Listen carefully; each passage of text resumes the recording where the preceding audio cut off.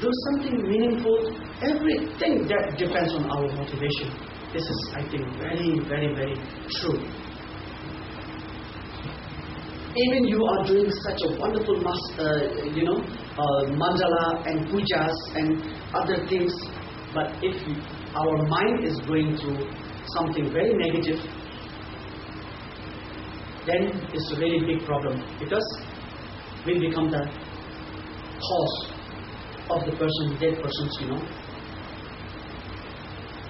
unbearable consequences in unfortunate grounds.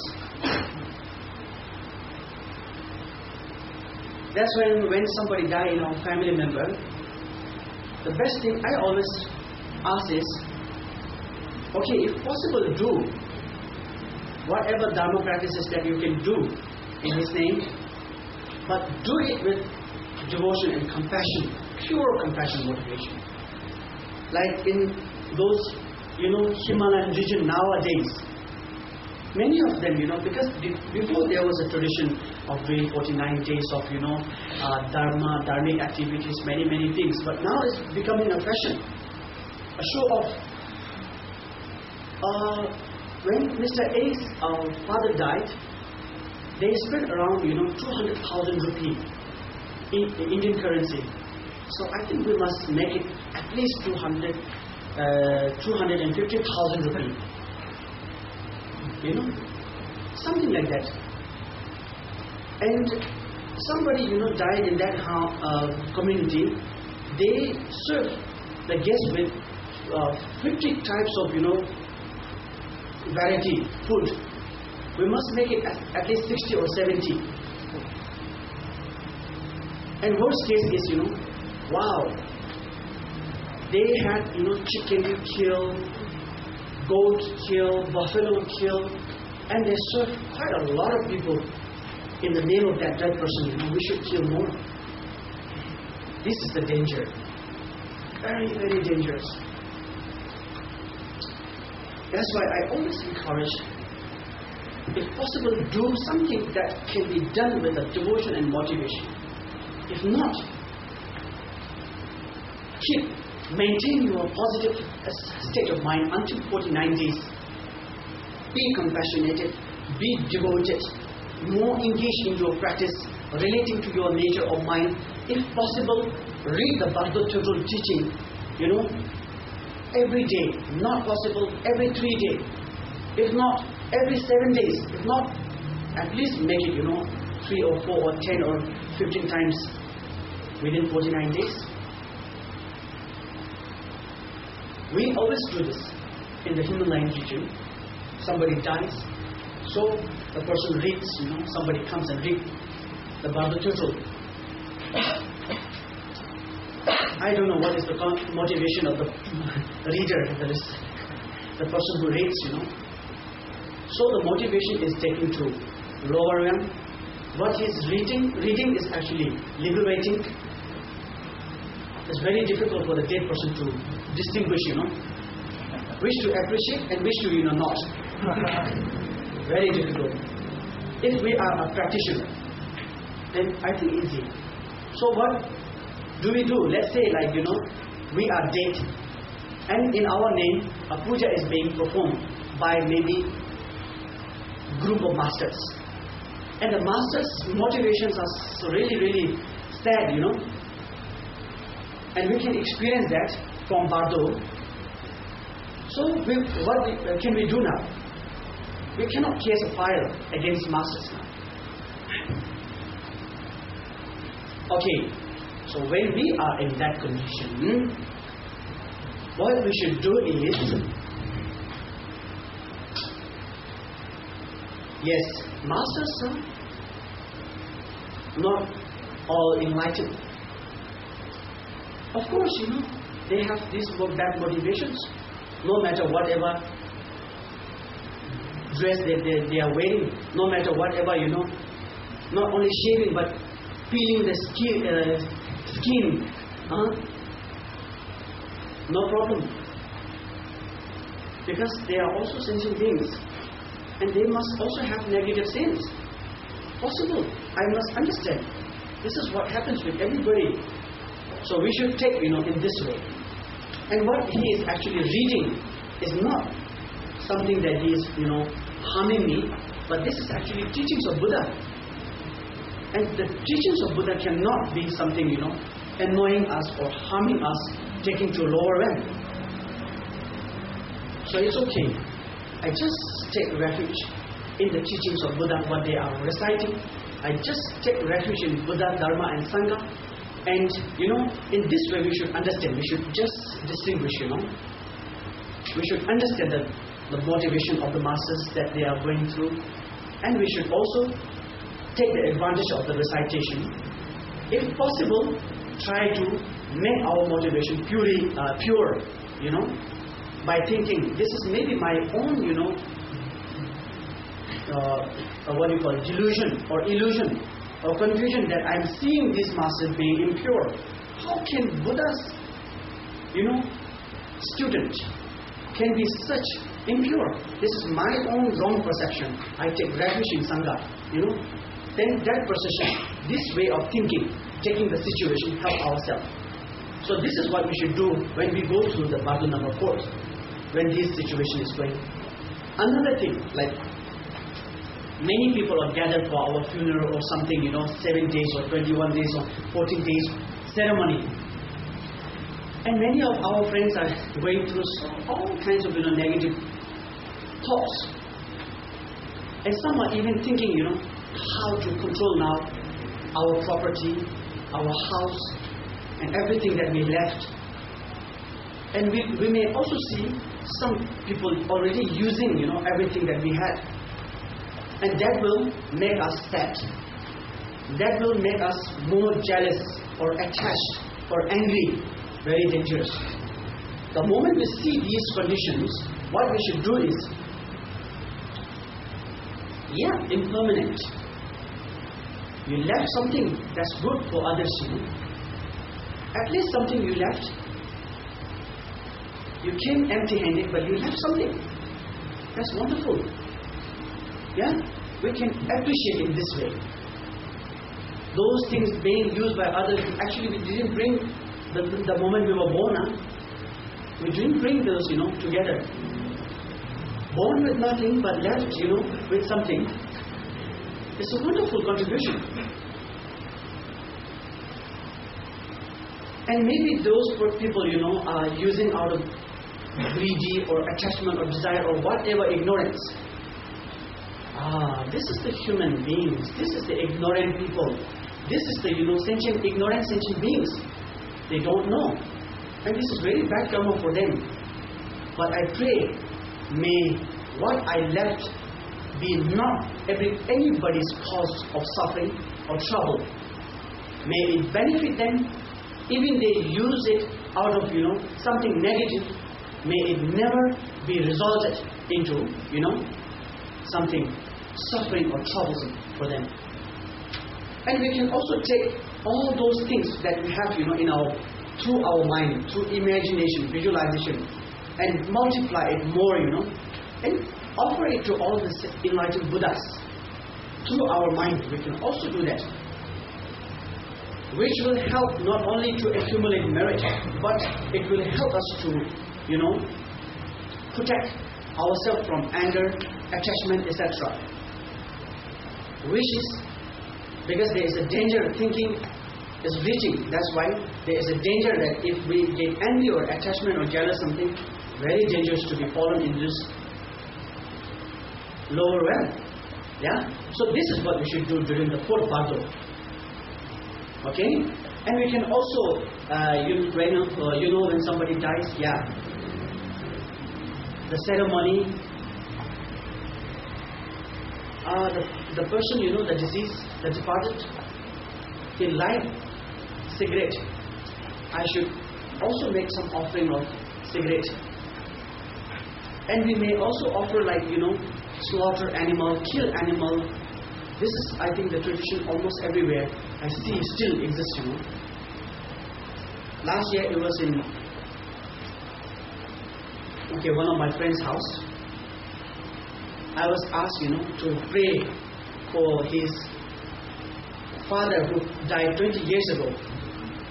They are celebrating the 20th anniversary of father's death. And I went to the house. In front of the Kuan Yin statue, there is a nice pack, quite a lot of cigarette, expensive one. And big table in front of the table is full of,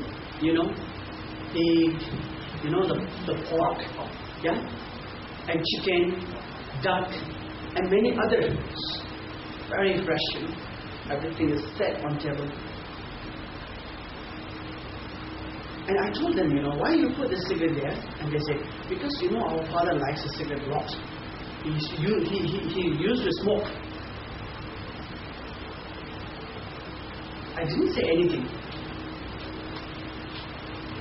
Because I should do my duty first, Then almost it took 2 hours something, 2-3 hours I think.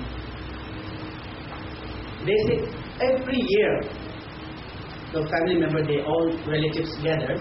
So the son and the daughter all they gather. Usually 11 o'clock is the time that he says, okay, yes, I'm satisfied, I go. They throw the two, what do you call that? Okay, you understand that. I didn't know before that what was that, It's very disturbing. I was just praying, concentrated, reciting Bardo. And it's really noisy, It's really noisy. I thought maybe they're checking, the lab or something, And then, this 11 o'clock is the time the father actually goes. That's what they say. Almost every year they experience. But this time, the father doesn't want to go. 12 o'clock doesn't go. 1 o'clock is still not going. Almost 2 o'clock I finish, So, one of the daughter test. Maybe he's, happy with the prayers. And she tried. Are you happy with the prayers? Yes.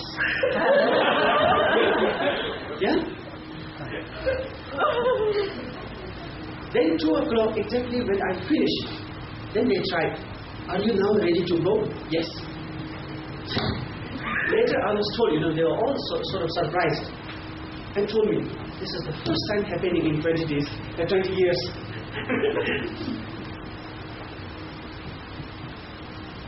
So I don't know whether, absolutely maybe the power of the prayers, the teachings of Buddha, is not because I am somebody.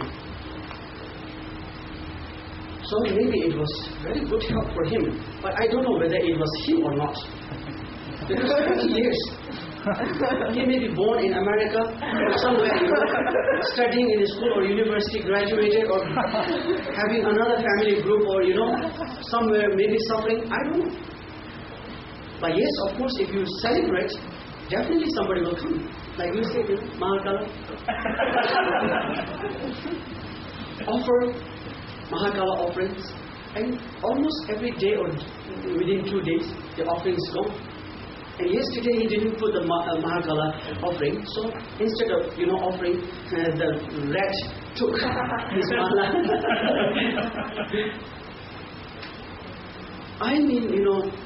When you celebrate, there is actually guests coming always. So I don't know this was whether a father or not. But offering cigarette, all those things in front of enlightened being is very innocent, yet ignorant, and unknowingly creating a bad karma, which is done in the name of the departed soul. Maybe his business is not going on well in America because of that 20 years or 19 years or 15 years of celebration ceremony. Because of that karma done in his name, maybe about tomorrow is to start his exam, very important exam. But today he fall, in a swimming pool or maybe basketball ground or something, cannot write. That can still affect a person, no matter where he is. So that's why we have to be very careful about this, not making it show off or to satisfy ourselves, but we should be doing it with the right motivation and also in a very correct way that will not harm anybody but benefit more. So this is what we have to think about.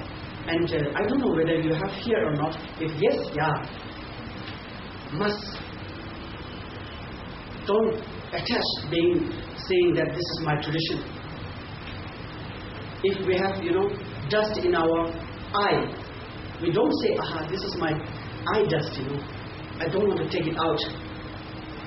I want to preserve it. We don't say, we take it out. If there's a stone forming in our kidney, we don't say, this is very special, nobody actually put inside. But maybe this is treasure forming in my kidney, so let it be, let it grow. We don't say that. Must take it out. Otherwise there is a danger.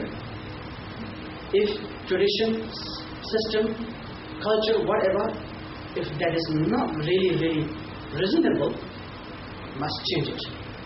No matter, whoever and whatever tradition and how many years or generation that we have been following, we must change. Okay? If somebody asks you to, like a person, who has a kidney problem and must be transplanted, then the person accepts, he looks and he pays for that kidney. But if somebody gives you direct, okay, this is for you, we maybe not accept it, So whatever, these are some very important things that we should keep in our mind. And whatever ceremony, dharmic activity we do in the name of departed soul must be done with a motivation, very pure devotion, such a wonderful devotion, this is what required. And then, then there are so many other ways to benefit the departed being. Okay, so these are some very important things that I want to tell you. And the Bardo being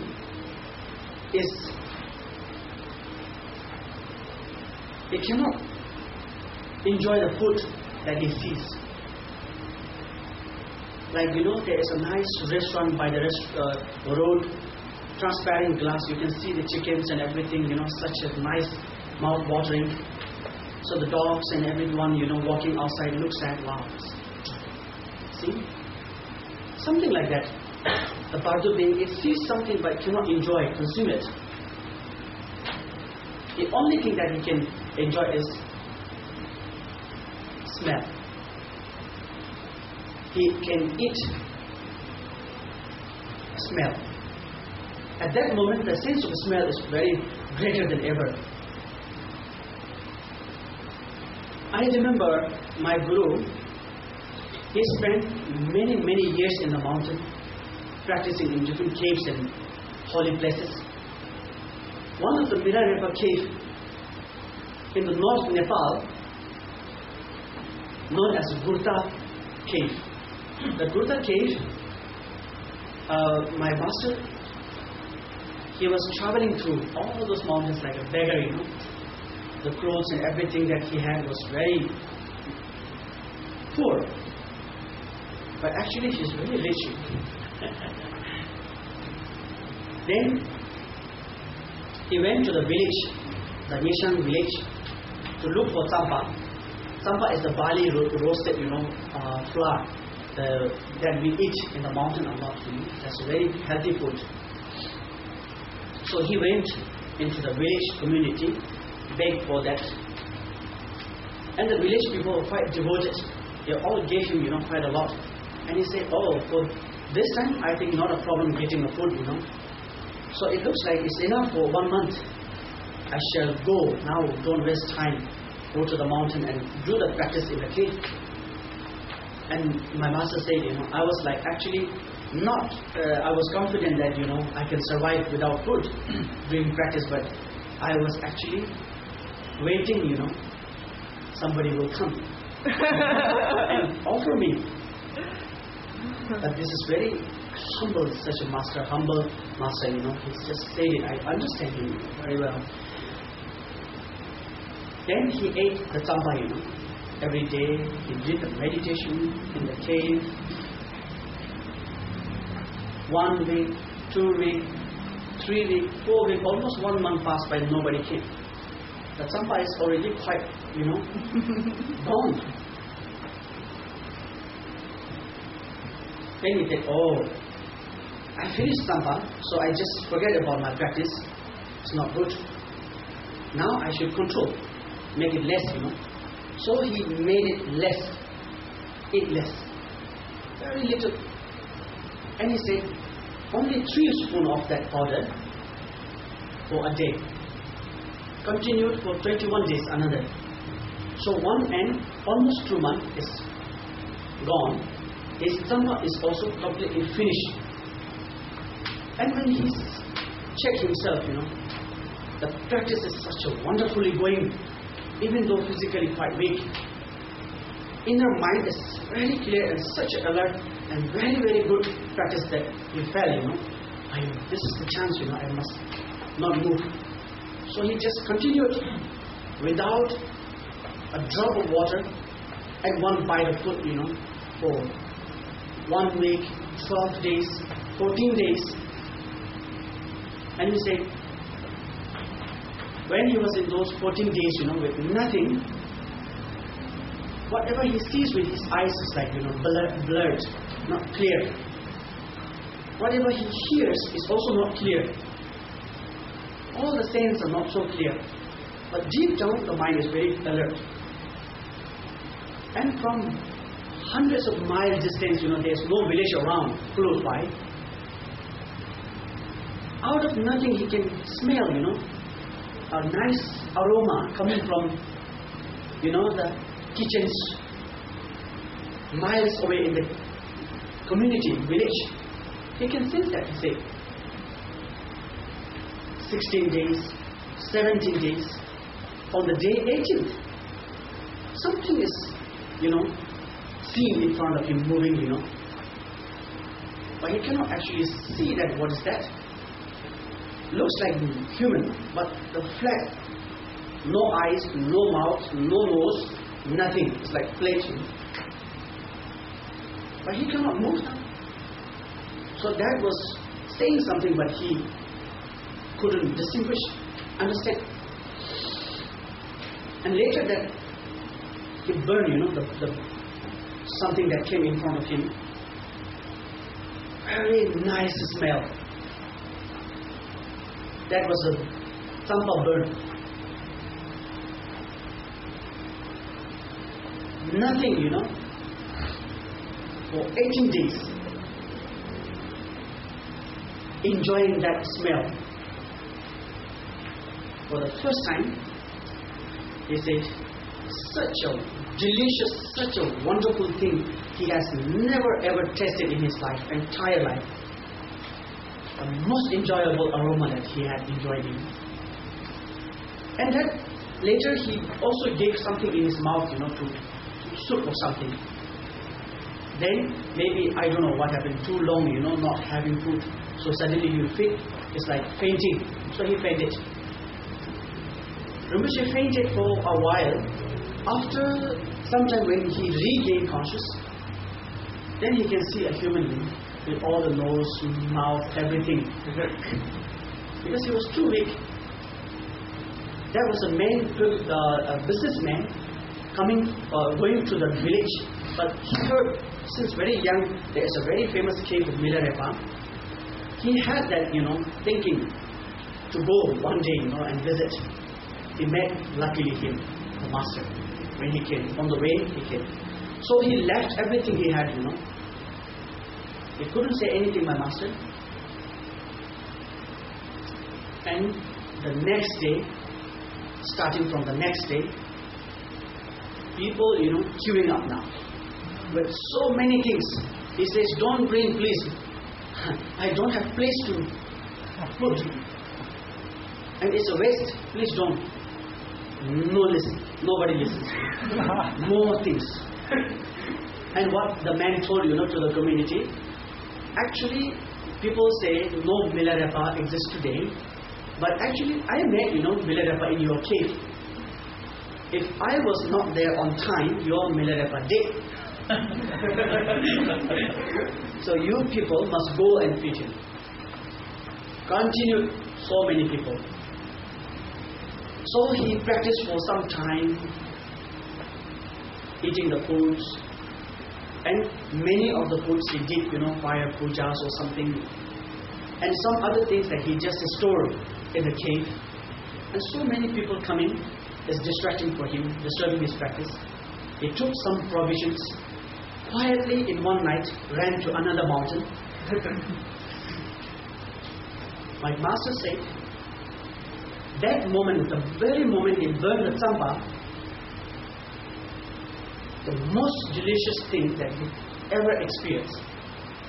And this is what made me really the sur offering, the puja aroma, dedicated in the name of spirits and Bardo beings. How it works. That made me really, really experience through my own, understanding. Since then, I never stopped doing sur. That's what my guru said. Another thing in Tibet, one of the Dalai Lama, Holiness Dalai Lama's, tutor, was asked to do something because somebody who was, possessed by a spirit or something. Then Holiness Dalai Lama's tutor said, okay, bring him. The moment the possessed person entered the door of Dalai Lama tutor's, residence, it was like crazy. It's not a human, a person, It's totally acting something different. Let him sit in front, tell him something, doesn't work. Do some prayers, also doesn't work. So Holiness Dalai Lama's tutor asked his assistant to do a sur, to burn a sur. And the sur was placed, right in front of that person, like, burning all over. It's like television set in front of blind person. He didn't notice at all. So, Holiness Dalai Lama's tutor, what he did is dedication through sadhana. He dedicated that sur offering for that person. Whoever is, possessing, it's like noticing something, very important. When he started looking for and finding, Later, the moment the tutor started dedicating it through sadhana practice, he noticed, yes, the most beautiful and delicious thing, almost burning his lips, but really, no matter, what happens, he was really hungry and eating, like something really chewing, This is what happened once Holiness Dalai Lama shared this experience. So that's why the smell is the thing that we can feed the dead person. So not only the departed, member of the family, but we can do this in our daily life.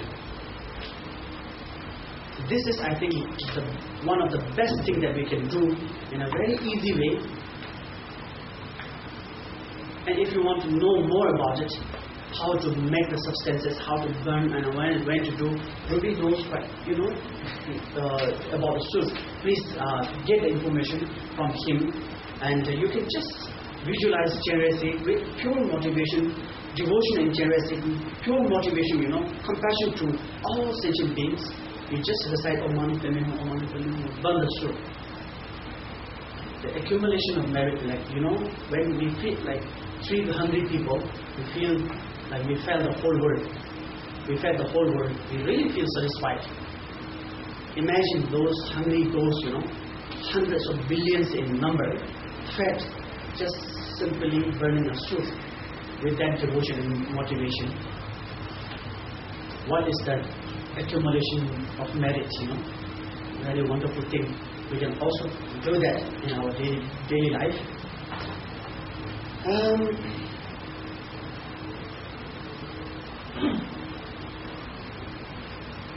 So this Bardo number 4, now the karma is working. The karma is working.